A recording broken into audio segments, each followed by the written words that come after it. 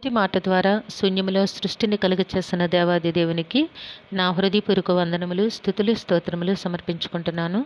అందరికీ శుభోదయం. ఇది నా మహోన్నతుడైన దేవాది దేవుడు నీ కొరకు సిద్ధపరిచిన వాక్కు. అయితే దైవ దృష్టికి ఇష్టుడగు వానికిచ్చుటకై ప్రయాసపడి పోగు చేయు పనిని ఆయన పాపాత్మునికి నిర్ణయించును. దేవుని నామమునకు మహిమ కలుగునుగాక. ఈ మాటలు ప్రసంగి గ్రంథము 2వ అధ్యాయము 26వ వచనంలో వ్రాయబడి ఉన్నవండి. Praise the Lord. Today our God's promise for us. But to the sinner he gives the work of gathering and collecting, that the may give to him who is good before God. ప్రేమైన నేస్తమా, ఇది నాన్న నీ దేవుని చిత్తము, నీ దేవుని సంకల్పము నీ జీవితంలో నెరవేర్చబడుట నీ జీవితానికి ఎంతో ఆశీర్వాదకరమై ఉంటుంది. ఎందుకంటే నీవు దేవుని దృష్టికి ఇష్టడుగా బ్రతకడానికి చేస్తున్న ప్రతి ప్రయత్నమును కూడా ఆయన ఆశీర్వదించనై ఉన్నారు. నీవు దేవుని ఆజ్ఞానుసారముగా ఆయన అడుగు జాడలి యందు జీవించుటకు ప్రయత్నము చేయగలిగినట్లయితే నీ ప్రతి ప్రయత్నములో కూడా ఆయన వాత్సల్యత నీకు తోడయుండి నిన్ను నడిపిస్తోంది. అంతేకాక నీ జీవితంలో నీకు అవసరమైన ప్రతి ఆశీర్వాదము కూడా ఆ మహోన్నతుని నుంచి నీకు కలుగబోతుంది. దైవ దృష్టికి ఇష్టుడగువానికిచ్చుటకై ప్రయాసపడి పోగు చేయు పనిని ఆయన పాపాత్మునికి నిర్ణయించును. చూడండి, ఈ మాట చాలా విచిత్రంగా లేదా? దేవుని ఆలోచన, దేవుని పని అవి చాలా ఉన్నతముగానే ఉంటాయి. అంటే ఒక పాపాత్ముడు ప్రయాసపడి పోగు చేసి వాడు తింటాడా అంటే వాడు తినలేడు. కానీ ఎవరి కొరకు సిద్ధపరుస్తాడట? దైవ దృష్టికి ఇష్టుడగువానికిచ్చుటకై ఈ పనిని పాపాత్మునికి నిర్ణయిస్తారట దేవాది దేవుడు. దేవుని నామమునకు మహిమ కలుగునుగాక. చూడండి నేస్తమా, అప్పుడప్పుడు మనం వింటూ ఉంటాము కదా, వీడు అందరినీ కొట్టి సంపాదించాడు కానీ ఏమీ తినకుండా వెళ్ళిపోయాడు, కానీ వాడి సంపాదనంతా కూడా పరాయి వాడెవడో వచ్చి అనుభవిస్తున్నాడు అని చెప్తూ ఉంటారు. ఏమిటి అది? అది దైవ నిర్ణయమే.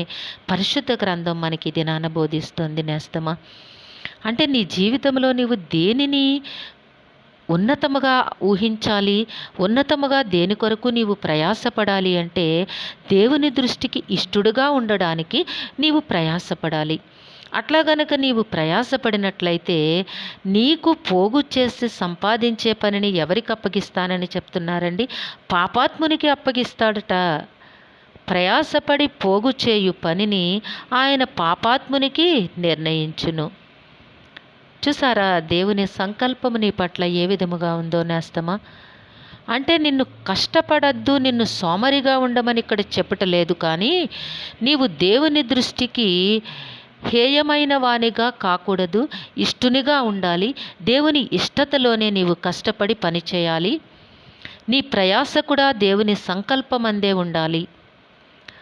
చేతులు ముడుచుకొని నిన్ను పడుకోమని పరిశుద్ధ గ్రంథం నీకెక్కడా చెప్పటలేదు. నీవు కష్టపడి పని చేయుట కూడా దైవ దృష్టికి ఇష్టమైనదిగానే ఉండాలి, ఆయన ఆజ్ఞానుసారముగానే ఉండాలి. ఒకరిని మోసగించి ఒకరిని నాశనము చేసి సంపాదిస్తే ఆ సంపాదన న్యాయమైనది కాదు, దానిని అనుభవించుట కూడా ఎంత మాత్రము యోగ్యత కాదు. ఈ దినాన నీ దేవాది దేవుడు నీకు ఇస్తున్న వాక్కు ఏమిటి అంటే, నీవు నష్టము కలిగినా కష్టము కలిగినా నీ దేవుని దృష్టికి ఇష్టనుగా బ్రతకడానికి ప్రయత్నము చెయ్యి. నీకు సమయానుకూలముగా ఏమి అవసరమో సిద్ధపరిచే బాధ్యత నీ దేవునిదే. ఈ మాటలు నీ మనస్సు యందు ఉంచుకొని దైవ జ్ఞానానుసారముగా అడుగులు వేయడానికి నీవు ప్రయత్నము చెయ్యి. దేవుడు నిన్ను దీవించునుగాక. ప్రార్థన చేసుకుందాము. సింహాసనాసీనుడైన దేవ, మీ ఘనమైన నామమునకు వందనములు తండ్రి. మీ బిడ్డకి మీరు ఇచ్చిన వాక్కును బట్టి స్తుతులు సమర్పించుకుంటున్నాము.